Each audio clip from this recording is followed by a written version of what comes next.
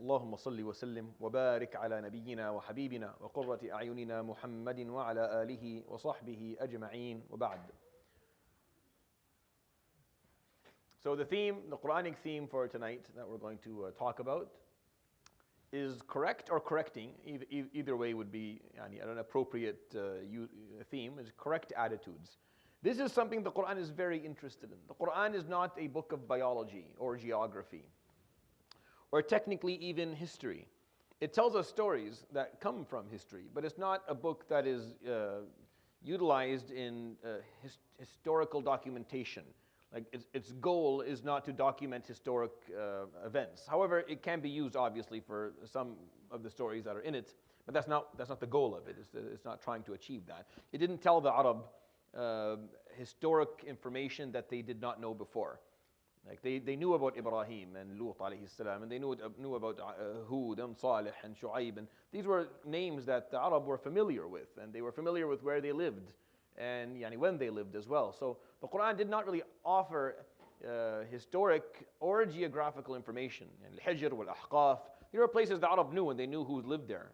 We lost that information over time just because of mass immigrations that occurred over history. You have to understand that the majority of people who lived in Arabia left it, and a lot who lived out of it came into it throughout the 1400 years that a lot of the Arab, they got tired of the desert, frankly speaking, and they had now access to other parts of the world. Like they could roam freely. They could roam freely without fear.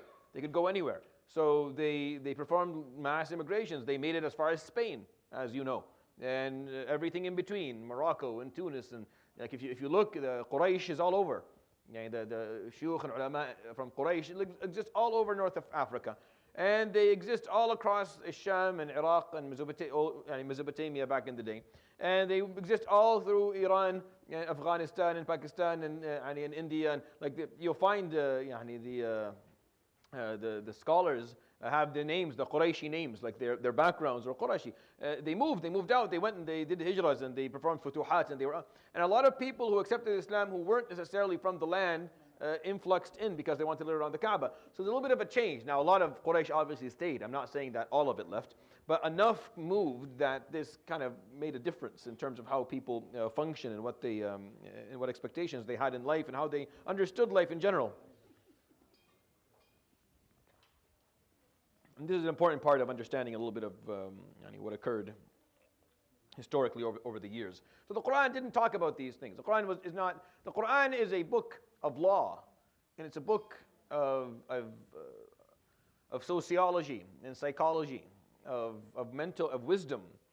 It's a book that offers people the ability to make proper choices. It gives them guidance in terms of how they're going to live their lives. It helps communities figure out their priorities. This is what the Quran is here to do. So make sure that when you're reading the Quran, you are taking from the Quran that which the Quran was revealed to teach you. If you start looking in the Quran for something the Quran was not revealed to teach you, you'll find something because the creator of the universe and the one who said the book is the same, Allah subhanahu wa ta'ala. There's no discrepancy between the knowledge or the science that we have today, the facts that we have today and what he's saying. But you're spending time, you're exerting effort in searching in the Quran for something the Quran was not designed or revealed to specifically teach you about.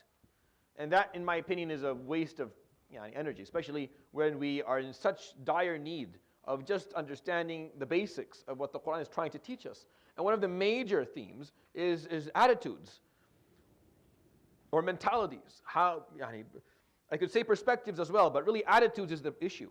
What attitude do you carry as a Muslim? Is your attitude that of roughness, of animosity towards other people? Is an attitude of pessimism or optimism?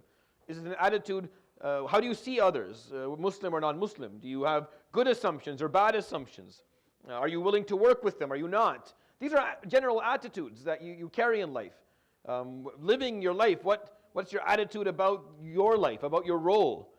These are very important questions. And the word attitude is a blanket term that talks about so much of how the human being functions in their lives. And the Quran is all throughout the Quran is talking about correcting and getting the attitude right. Because if you get the attitude wrong, then you have a problem. And a lot of people do. They get the attitude absolutely wrong. They get it wrong. Oh, they get it so wrong. They get it wrong and they're not willing to listen to how wrong they got it. And that, the deficit in their attitude not only disallows them from following Islam appropriately and properly, but it also repels people from religiosity altogether. It repels. The number one repeller of people from Islam are religious people. I've shared this survey. I did a khutbah and I shared the survey. It's a Yaqeen Institute survey that was done a few years ago. It was like 600 Muslims in America that they surveyed. And they asked them certain questions, and then they compiled the data and they shared it. And quite frankly, some of the questions, the answers, some of them to me were a surprise.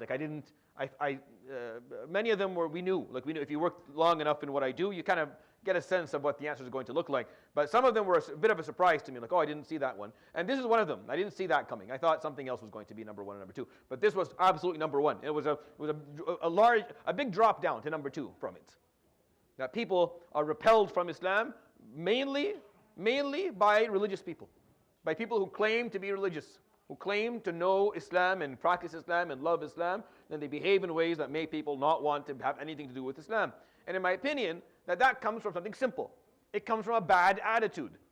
People aren't necessarily repelled by pieces of knowledge, because who has time? You're not usually wasting time. You're not usually spending time listening to people explain to you concepts within Islam. When you're repelled by someone, you're usually repelled by their attitude, how they carry themselves, how they spoke to you, how they prioritize things. An attitude of roughness and difficulty and a heavy tongue. This is not an Islamic attitude. People in masajid who get upset and start screaming and yelling, that's not a good attitude.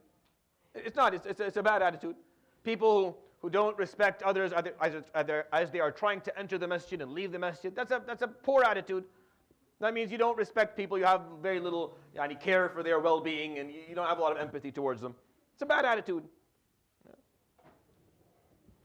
People talking in a masjid when the sheikh is speaking, bad attitude.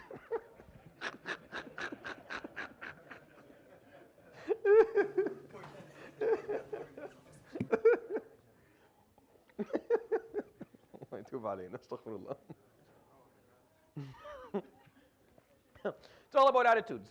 Like, the world is attitudes. Even when you get to know someone, really your first impression of them is based on their attitude, how they carry themselves, right?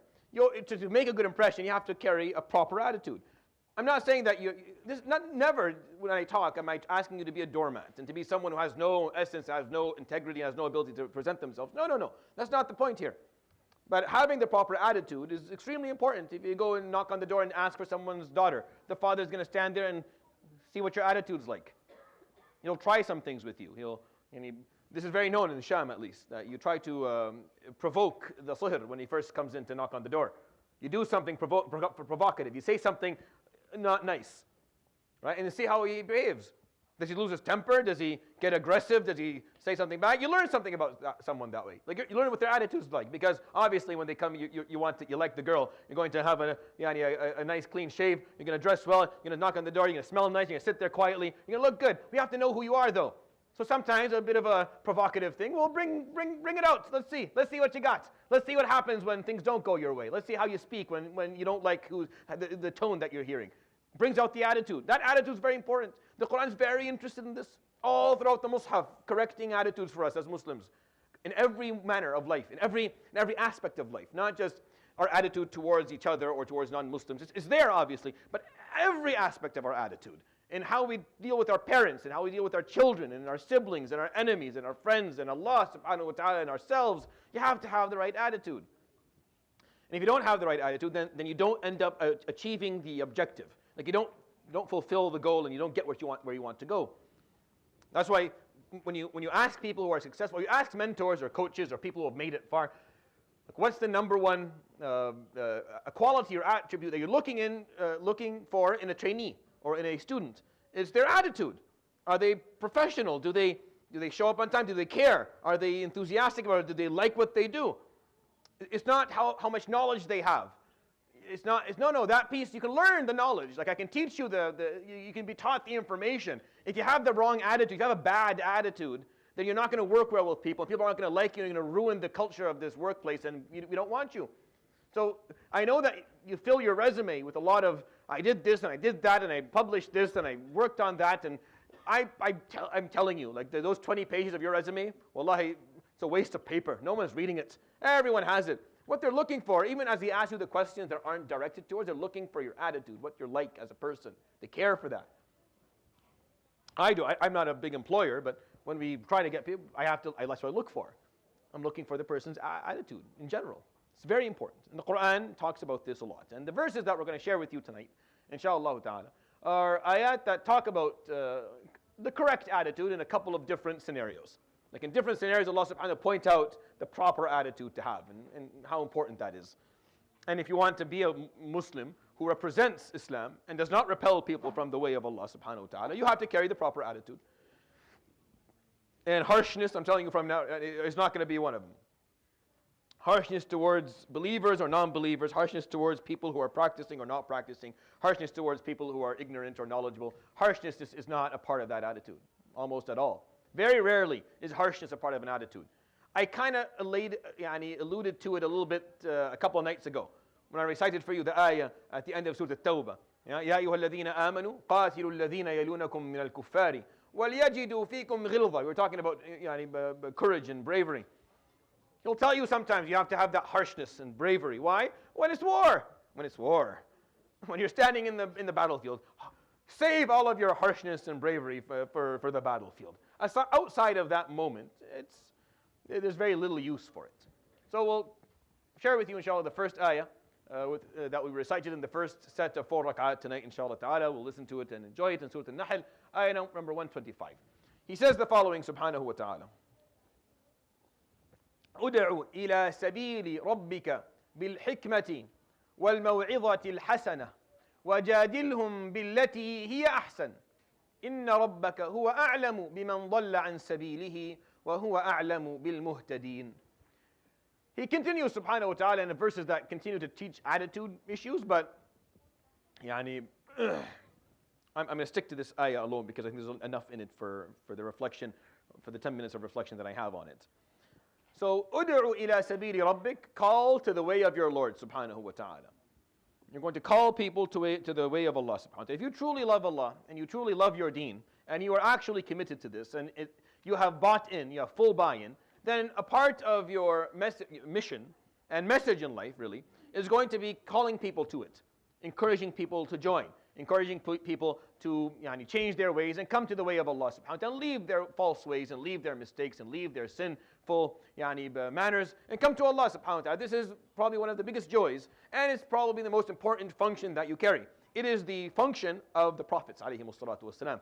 The highest ranked human beings that ever lived are the Anbiya, and their sole mission was to perform da'wah, was to bring people from darkness to enlightenment, was to help them find the way, sabili rabbik, the way of their Lord subhanahu wa ta'ala. That's their job. So if you want to be of that status, if you want to emulate the prophets alayhimus salatu wasalam, and I'm talking about this from a generic perspective, general perspective, then really what your focus is going to be is da'wah, is calling people to the way of Allah subhanahu wa ta'ala. Whether you are calling Muslims or non-Muslims, it's all the same. Whether you're helping Muslims to practice better, you're helping Muslims learn their deen better, or you're calling non-Muslims closer to Allah subhanahu wa ta'ala. This is all da'wah. So he explains subhanahu wa ta'ala because this is the job. This is not the attitude. Ud'u ila sabili rabbik, that's not the attitude, that's the job. That is the mission, that is what you're required to do. That's the what you're supposed to offer. The attitude is how you're supposed to do it, right? The attitude is the how, it's not the what. The what is, what do you do for a living? I'm an engineer. That's not your attitude. I need to know. That's not good enough. Well, I have a doctorate in law, or I'm a physician. Bravo, Ali. Great. Attitude is how you're doing things, not what you're doing. What you're doing can be amazing. On paper, it could look amazing. You're a philanthropist. You're someone very noble. But it's how that you do things that people will either appreciate you or not appreciate you. So, ud'u ila sabili rabbika bil hikmati wal maw'idati al hasanati وَجَادِلْهُمْ بِالَّتِي هِيَ أَحْسَنُ. So he talked about three things, subhanahu wa ta'ala, within this verse in terms of how you perform da'wah. The first one is bil-hikmah. So you're going to call to the way of Allah subhanahu wa ta'ala with an attitude of wisdom. How is that an attitude? Yeah, because wisdom is an attitude. Believe it or not. It's not something tangible. Wisdom means that you are not going to depend on how you want to do things. You're going to depend on the experience of others that worked. That's an attitude. It's a way of going by stuff, by life in general. Am I going to just go and wing it? I'm going to go from down and just try everything? Or I'm going to turn to who did this before, say, well, how does this work? What works best here? You've tried this before. What works best? What doesn't work? And then I learn from them, and then I take that and I apply it, and then I tweak it myself a little bit, and then if someone is listening to this ayah, then they will do the same. They'll come and ask me, now they get the wisdom of the guy before me, and the tweaks that I made, my wisdom, and I add it to their pot, and then they do the same thing. So when it comes to the most important function of all of humanity, which is da'wah, which is calling people to the way of Allah subhanahu wa ta'ala, you must do it with the attitude of wisdom, of seeking wisdom when you're doing it. You have to base the how on the experiences of the people who came before you, of those who've already done this and done this well. Don't reinvent the wheel every time you do something. There's no wisdom in that. You don't get extra points for suffering longer while you're trying to achieve something. And you're kind of accountable. If you are performing a function that affects other people and you are not accessing the wisdom that is available to you, you're kind of accountable for that. Because people are affected by how you do things. And if you're not doing it well, then you're going to affect their ability to adhere to it. You're affecting their ability to learn. You could have actually made sure that they will be closer to Allah subhanahu wa ta'ala had you just made sure that you sought wisdom before you went and did it. You asked, how do I do this, Sheikh? What's the right way to do this? Here's how to do it. Instead of just winging it and doing it however you want, causing all of this repelling people from Islam because of lack of wisdom. Really, it's lack of wisdom, that's all. Because things have been tried before. We've already figured it out. Alayhi salatu wasalam figured it out for us. And then the Sahaba came after him, and the Tabi'een, and the Ulama, and they figured it out as well. They tweaked it, and they figured out exactly how you're going to do this appropriately. How you're going to get people closer to Allah subhanahu wa ta'ala. Right? There's a nice story that exists. I don't know if it's true. I don't care if it's true. It's just a story for reflection. Where a man, and he doesn't pray at all, and he came to the masjid and he told a abid, like a guy who's worshipping, a musalli, and I don't pray, and I want to learn to pray. Fajr, I heard Fajr was important. You don't pray? Allah la yuwaffaq.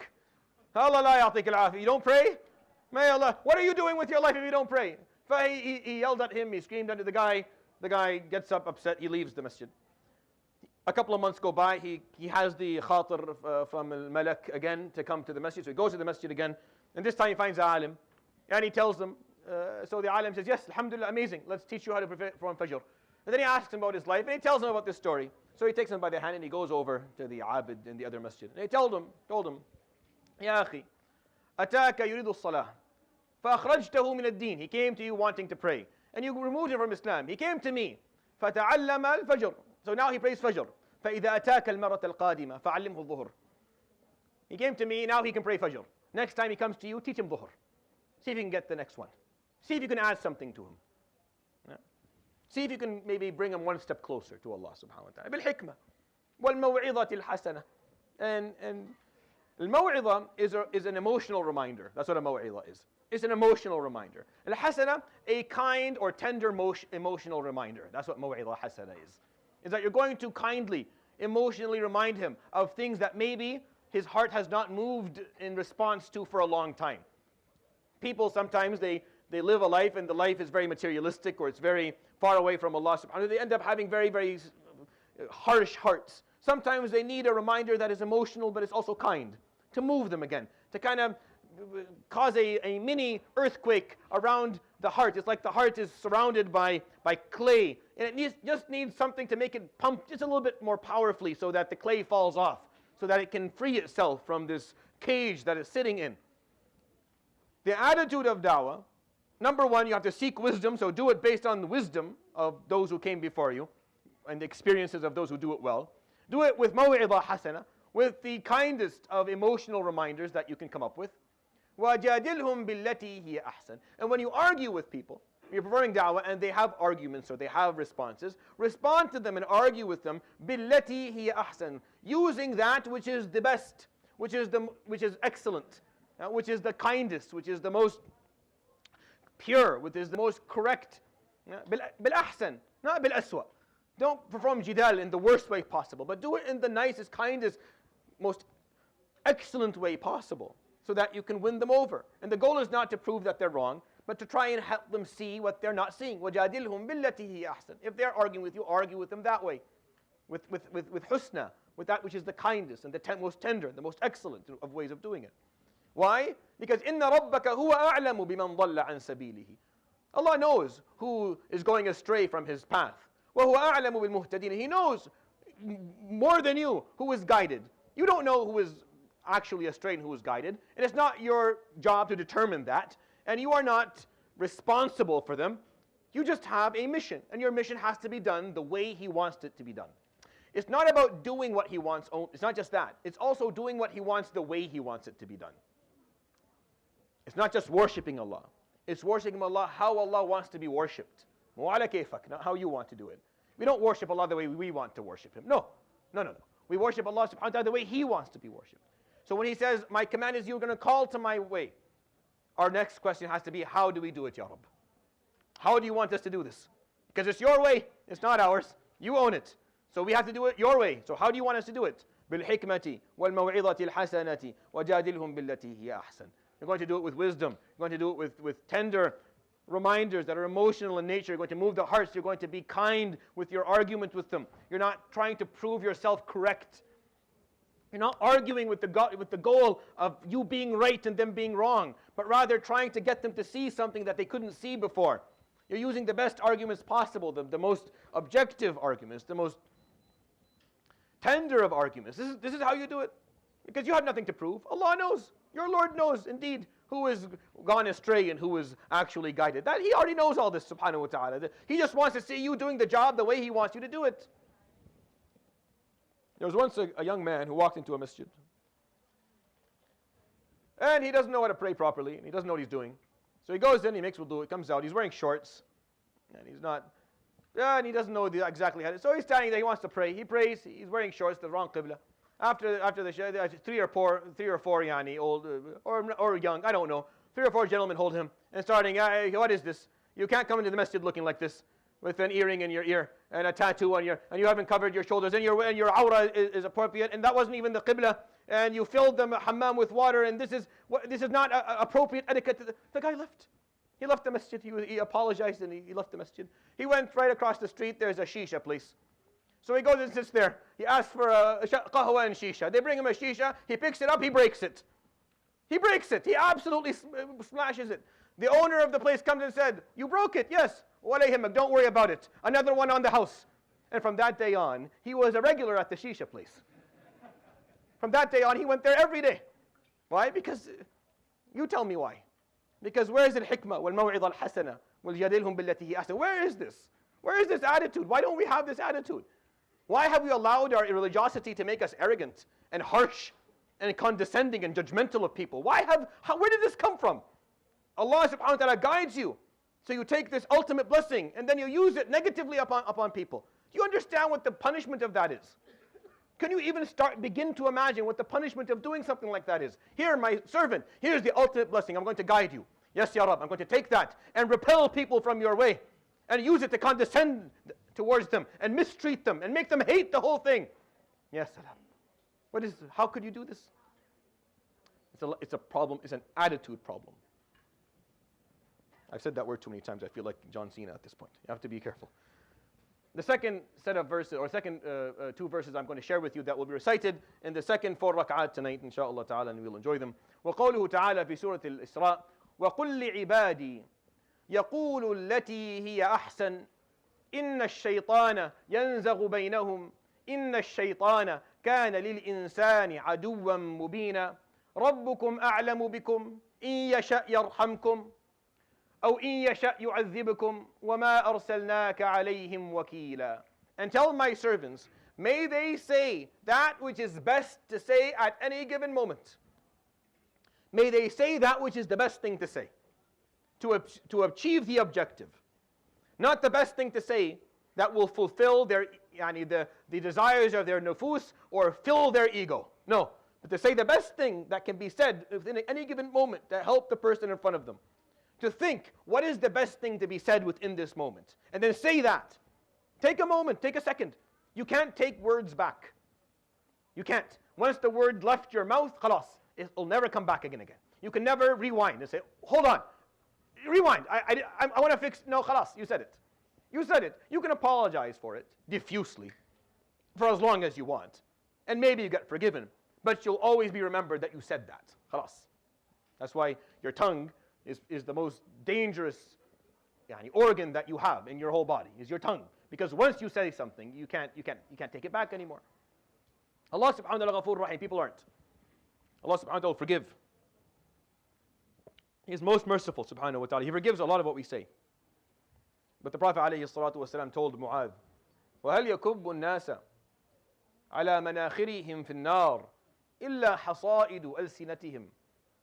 When the Prophet alayhi salatu wasalam was talking, he literally, the Prophet alayhi salam took his tongue in his hand. Like this. And he told Mu'adh, أَمْسِكْ عَلَيْكَ لِسَانَكَ. Hold your tongue. Beware of your tongue.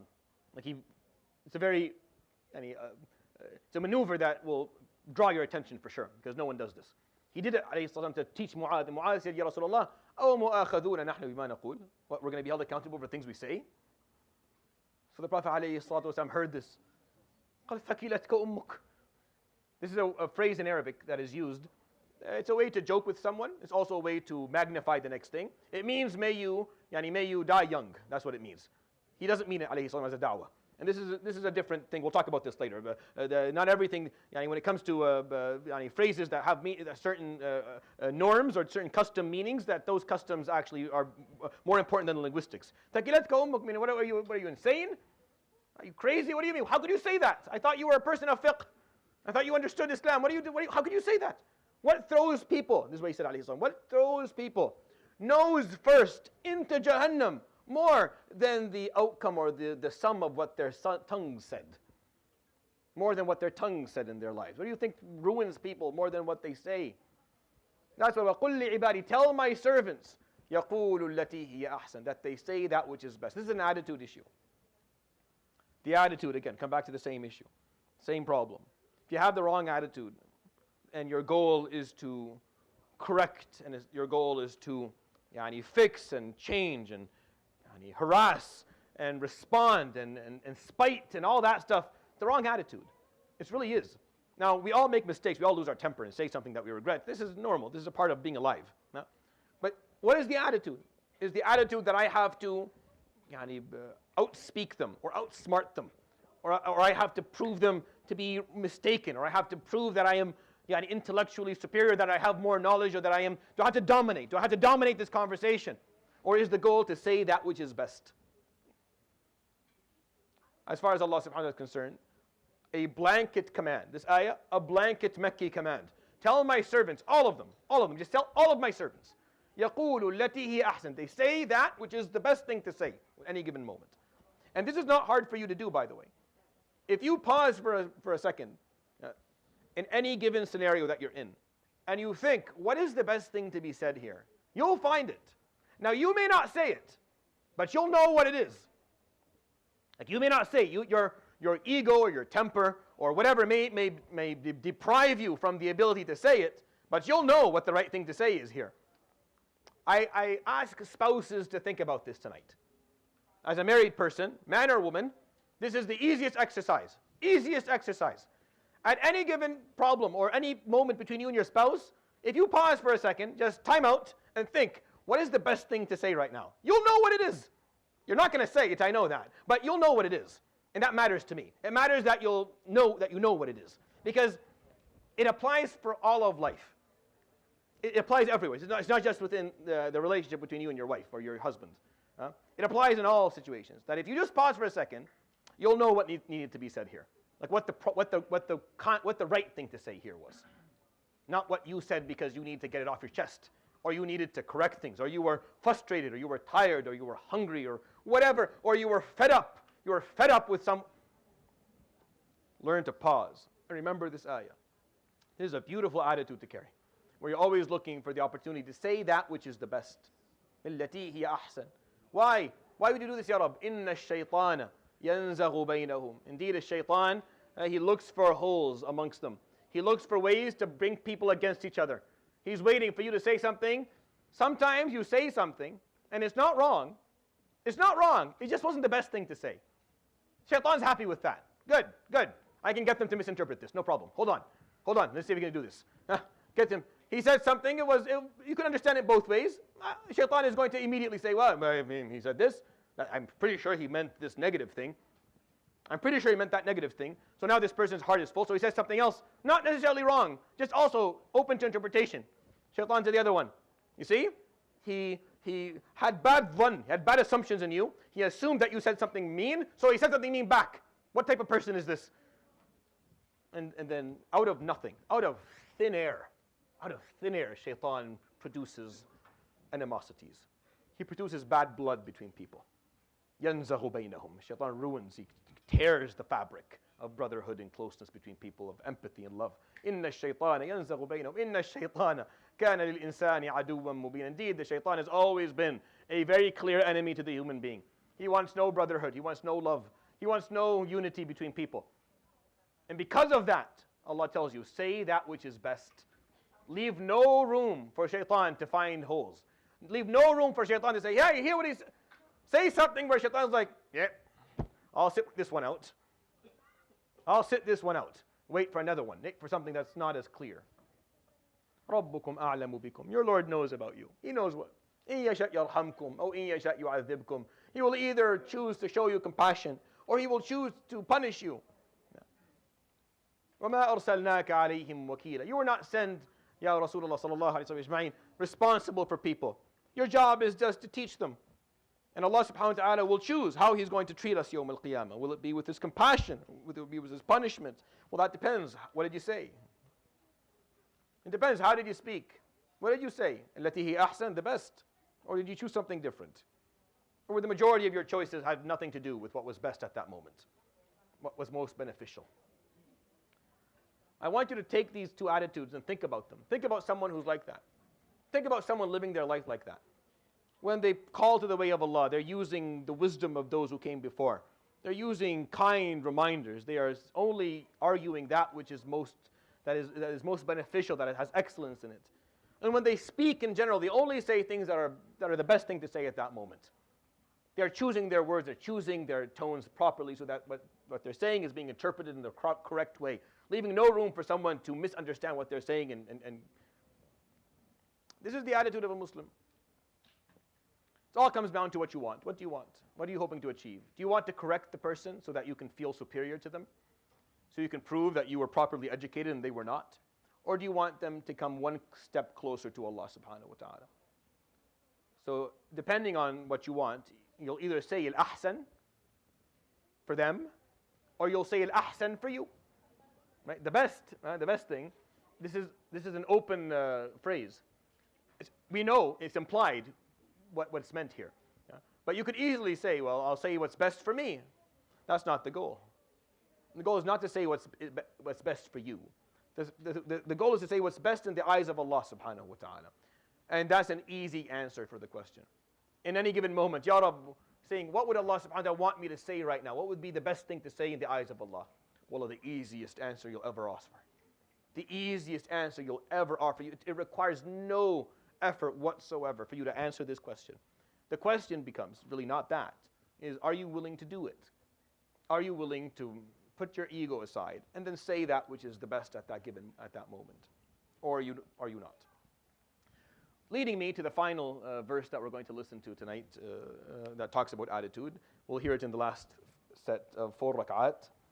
In Surah Al-Kahf, where Allah subhanahu wa ta'ala says, at the beginning of it, فَلَعَلَّكَ بَاخِعٌ نَفْسَكَ عَلَىٰ آثَارِهِمْ إِن لَّمْ يُؤْمِنُوا بِهَذَا الْحَدِيثِ أَسَفًا. Twice in the Quran, Allah subhanahu wa ta'ala will say this to the Prophet sallallahu alayhi wa alihi wa sahbihi wa sallam. And بَاخِعٌ نَفْسَكَ. Bakha'a is to harm. Bakha'a is to harm. And not necessarily in a physical way, but in a psychological or mental way. So Allah subhanahu wa ta'ala is saying, what are you doing, Ya Rasulullah? What, are you going to bakhi'un nafsak? You're going to harm yourself? You're going to cause harm to yourself? عَلَىٰ آثَارِهِمْ, as you follow them in their footsteps, as you try to bring them to Allah subhanahu wa ta'ala. The Prophet ﷺ was in a state of care for the people that he was speaking to. He cared about the people of Mecca. He cared about the human race that he was trying to bring closer to Allah subhanahu wa ta'ala. So when he performed da'wah, as Allah explained, بِالْحِكْمَةِ وَالْمَوْعِظَةِ الْحَسَنَةِ and جَادَلْهُمْ بِالَّتِي هِيَ أَحْسَنُ, and he only said that which was best. He did all these things, alayhi salatu wasalam, and yet the people in front of him would not respond. And yet the people he was speaking to rejected his word, rejected his teachings, rejected the Quran, and he couldn't get through to them. No matter how hard he tried, he could not get through to some of these people. So he would go home, alayhi salatu wasalam, and sit worried. He would be worried and concerned and distressed that he can't seem to get Uqba and Abu Jahl and Abu Sufyan and Fulan and Al-Walid to accept Islam, that he's failing them. He saw it as he was failing them, alayhi salatu wasalam. He worried so much about this. He was so concerned about it. He felt so much distress regarding it that it borderlined him harming himself. Not harming himself as in committing, harming himself as in bringing his mood down, tiring himself, staying up all night, not enjoying life because he's worried about these people. That's the type of harm that he's talking about here, subhanahu wa ta'ala. That he was so worried about them that he was depriving himself from joy. He was depriving himself from the ability to be around his family happy, alayhi salatu wasalam, because he was so worried about these people who would not listen, who would not respond, who would not accept that which he was teaching. He was doing it right. So the Quran came and told him, sallallahu alayhi wa sallam, فَلَعَلَّكَ بَاخِعٌ نَفْسَكَ عَلَىٰ آثَارِهِمْ إِن لَّمْ يُؤْمِنُوا بِهَذَا الْحَدِيثِ, if they don't believe in this hadith. Now, at the end of the ayah is a word that linguistically, and if you attend Arabic lessons in this masjid and listen to Shaykh al-Janabi explaining these things, you'll know that this is mu'akhar. This word is pushed way at the end of the sentence, when really it should have existed maybe fifth word. So really the normal linguistic way of this happening is فَلَعَلَّكَ بَاخِعٌ نَفْسَكَ أَسَفًا عَلَىٰ آثَارِهِمْ إِن لَّمْ يُؤْمِنُوا بِهَذَا الْحَدِيثِ. And I specifically left it out so that you could listen to it and then see the word there, because I didn't make it up. Or are you going to harm yourself as you follow these disbelievers because they're not believing in what you're saying? Are you going to harm yourself asafa, in sorrow upon them? Asaf al-asaf, وَتَوَلَّى عَنْهُمْ وَقَالَ يَا أَسَفَا عَلَى يُوسُفَ وَقَالَ يَا أَسَفَا عَلَى يُوسُف. He walked away from his children Yaqub and he said, oh, my sorrow and my pain over Yusuf. وَبِيَضَّتْ عَيْنَاهُ مِنَ الْحُزْنِ. His eyes turned white, meaning he went blind out of sorrow and pain and agony. فَهُوَ كَظِيمٌ, and he was blind from that moment forward. Why? Because al-asaf is not necessarily an apology. Asif doesn't mean I apologize. Asif means that I am in pain for what I did to you. It's an apology, but it doesn't mean I apologize. It's an apology in its nature, but it doesn't mean I apologize. When I say ana asif, that means I am in pain and sorrow because of what I caused you, because of the hurt that I brought upon you. That's an apology. And that's actually the only apology. When you tell someone, oh, I'm sorry that hurt your feelings, that's not an apology. That's actually very offensive. I hate, that's one of the words. Never say that, right? And when someone says that to you, say, I am responsible for my feelings. I take ownership of my feelings. You be sorry for what you did, not for how I feel. I'll take care of how I feel. You have no business knowing how I feel, interfering with how I feel, or talking about how I feel, because you don't live inside me. But what you what you can do, is you can apologize for what you did if you think what you did was wrong. But you don't, so you use this garbage phrase. This phrase that means nothing. I'm sorry that you feel that. Wallahi. Allah barik feek. How kind of you. In Arabic, to apologize, you say, ana asif. I am in pain. I am in sorrow and in agony that I did this to you. Now that's an apology. The Prophet ﷺ, باخع نفسه أسفا. He is worrying himself, borderline harming himself psychologically and mentally in sorrow upon these people, upon them, because for their sake, because they won't believe, because they won't change their ways. He is in a state of sorrow for them. He's spending his nights in dua, crying himself to sleep, alayhi salatu, hoping that he can change them because they won't believe this hadith, they won't accept this teaching. So Allah tells him, don't do that. Don't do that. No, focus, perform your job to the best of your ability, but don't do that to yourself. Sallallahu alayka ya sayyidi ya Rasulullah. That's how he functioned, alayhi salatu wasalam. His heart was that. That was his attitude. You want the attitude? That's his attitude, alayhi salatu wasalam. You want to learn from him his attitude? That's how it was. He saw people, how do I bring them closer to God? How do I make them love Allah subhanahu wa ta'ala? And if he fails, he goes and he worries about it. How did I not do it? Why did I fail? What did I say wrong? How can I do it better? He's worried about this, alayhi salatu, because he wants to save people, because he knows that nothing comes even remotely close to the agony that exists yawm al-qiyamah, to the pain that exists in Jahannam. No one wants that. So he's willing to take upon himself this degree of responsibility and this degree of sorrow to help people. That's why when they hurt him, when they killed his uncle, when they wrecked his face, when they made him bleed, and they tried to annihilate, he said, Allahumma ghfir li qawmi fannahum la ya'lamun. Oh Allah, forgive my people, as they do not know what they're doing. They're mistaken, they don't know, they're lost, forgive them. Inshallah, we'll come around. Sallallahu alayhi wa sallam. You want an attitude? That's an attitude. Subhanallah bihamdika ashhadu an la ilaha illa anta astaghfiruka wa atubu ilayk. Wa sallallahu wa sallam wa baraka ala nabiyyina Muhammad wa ala alihi wa sahbihi ajma'in. Allahu Akbar.